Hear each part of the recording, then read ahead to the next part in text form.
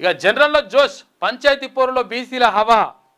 మొత్తం జనరల్ స్థానాలన్నీ బీసీలు వేసేస్తా ఉన్నారు పోటీ. ఇప్పుడు జరగాల్సింది ఇదే. రిజర్వేషన్ అవ్వడు ఇయ్యడిగా, కాబట్టి ఇదే చేయాలి పని. మంచి పని చేస్తున్నారు. జనరల్లో భారీగా నామినేషన్లు, దొరలు రెడ్ల హుకుంకు తలొగ్గేదేలా. బీసీలలో పెరిగిన రాజకీయ చైతన్యం, ఆత్మవిశ్వాసంతో ముందడుగు వేస్తున్న శ్రామిక కులాలు.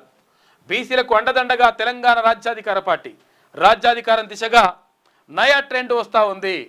తెలంగాణ రాష్ట్రంలో పంచాయతీ ఎన్నికల నగారా మోగింది. నామినేషన్ల పర్వం మొదలైంది. ప్రజాస్వామ్యానికి పట్టుకొంపలైనటువంటి గ్రామాల్లో ఎన్నికల సందడి జోరందుకుంది. డిసెంబర్ 11, 14, 17 తేదీల్లో 3 దశల్లో ఎన్నికలు జరుగుతున్నాయి. కాబట్టి ఏం చేస్తున్నారంట, జనరల్ స్థానాలలో బీసీలు పోటీ చేస్తూ ఉన్నారు. కావాల్సింది ఇదే. గతంలో జరిగింది, ఇప్పుడు కూడా జరగాల్సిందే. లెక్క తేలిపోతుంది. ఎస్సీ ఎస్టీ బీసీ మైనార్టీ సోదరులను కలుపుకుంటే బరాబర్ సెట్ అయిపోతుంది లెక్క.